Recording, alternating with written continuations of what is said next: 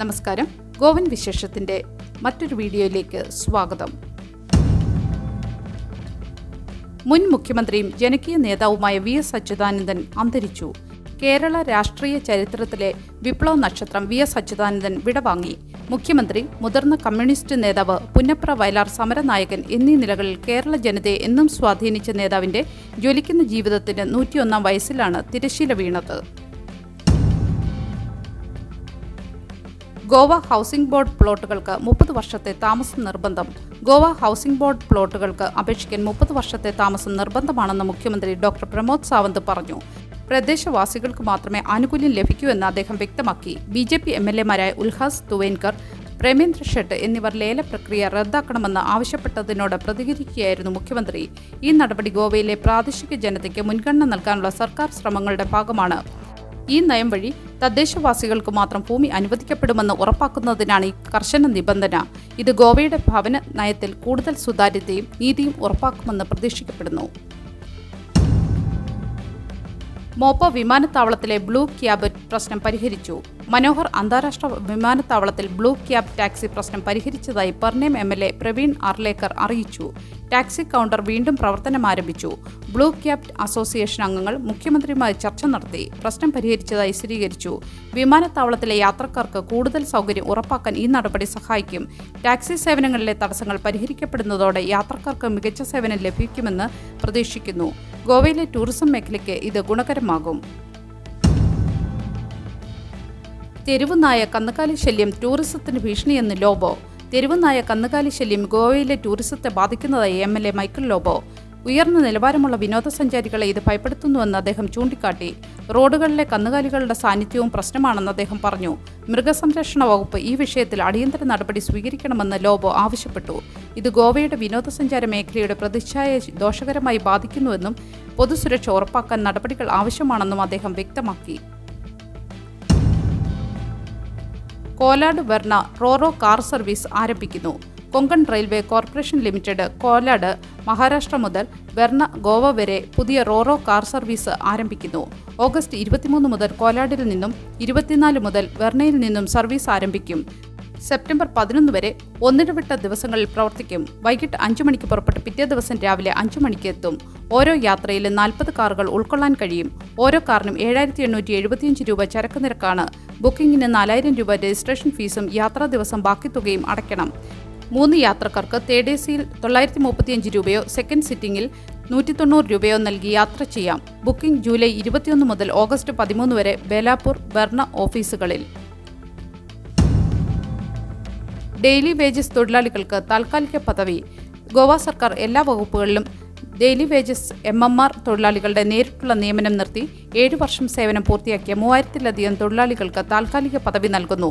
ഇനി മുതൽ എല്ലാ നിയമനങ്ങളും ഗോവ ഹ്യൂമൻ റിസോഴ്സ് ഡെവലപ്മെന്റ് കോർപ്പറേഷനിലൂടെ മാത്രമാകും.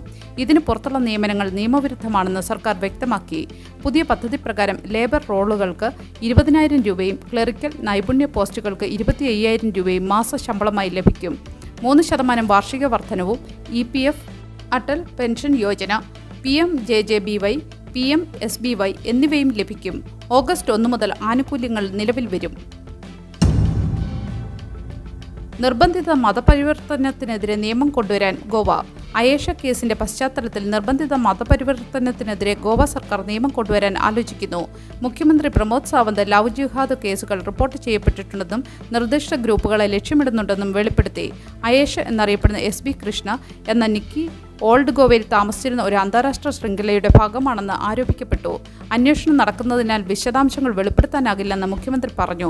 നിയമസഭയിൽ BJP MLA പ്രേമേന്ദ്ര ഷെട്ടും AAP MLA ക്രൂസ് സിൽവയും ഈ വിഷയത്തിൽ ശ്രദ്ധ ക്ഷണിച്ചു. പോലീസിന്റെ രഹസ്യാന്വേഷണ വീഴ്ചയെ എല്ലാവരും വിമർശിച്ചു. സുപ്രീം കോടതി TCP ആക്ട് ODPകൾക്ക് സ്റ്റേ നിഷേധിക്കുന്നു. സുപ്രീം കോടതി Goa town and country planning action section 17(2)ന്റെ കലങ്കുത്ത്, കാന്തോളിം, ആർപ്പോറ, നഗുവ, പാറ ODPന്റെ ഹൈക്കോടതി വിധികൾക്ക് താൽക്കാലിക സ്റ്റേ നൽകാൻ വിസമ്മതിച്ചു. ഗോവ ഫൗണ്ടേഷനും കലങ്കുത്ത് പഞ്ചായത്ത് ഉൾപ്പെടെയുള്ള ഹർജിക്കാർക്ക് നോട്ടീസ് അയച്ച കോടതി സ്റ്റാറ്റസ് ക്വോ നിലനിർത്താൻ ഉത്തരവിട്ടു. ഇതിനർത്ഥം ഈ 2 വിധികളുമായി ബന്ധപ്പെട്ട എല്ലാ നിർമ്മാണ പ്രവർത്തനങ്ങളും അപ്പീൽ തീർപ്പാകുന്നതുവരെ നിർത്തിവെക്കണം. ഗോവ സർക്കാർ ഹൈക്കോടതി വിധിക്കെതിരെ അപ്പീൽ നൽകിയിരുന്നു. എന്നാൽ ആദ്യം വിധി ചോദ്യം ചെയ്യില്ലെന്ന് പ്രഖ്യാപിച്ചിരുന്നു.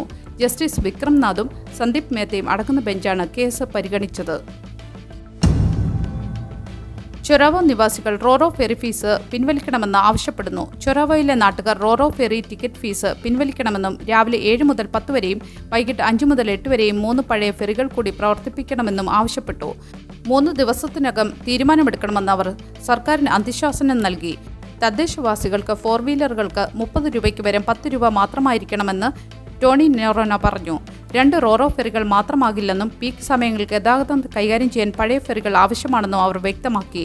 സർക്കാർ റോറോ ഫെറി പിൻവലിക്കാൻ തയ്യാറാണെന്ന് മന്ത്രി സുഭാഷ് ദേശായി പറഞ്ഞെങ്കിലും നാട്ടുകാർ ഫീസ് പിൻവലിക്കണമെന്ന നിലപാടിൽ ഉറച്ചു നിൽക്കുന്നു.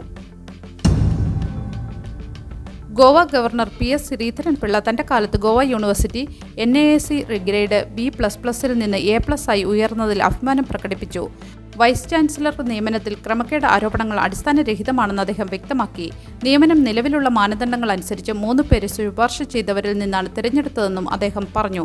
2018 മുതൽ 2020 വരെയുള്ള കാലഘട്ടത്തിൽ വൈസ് ചാൻസലർ, ഗവർണർ, മുഖ്യമന്ത്രി എന്നിവർ നോമിനേറ്റ് ചെയ്തവർ വടക്കേ ഇന്ത്യൻ സംസ്ഥാനങ്ങളിൽ നിന്നായിരുന്നുവെന്നും അദ്ദേഹം ചൂണ്ടിക്കാട്ടി.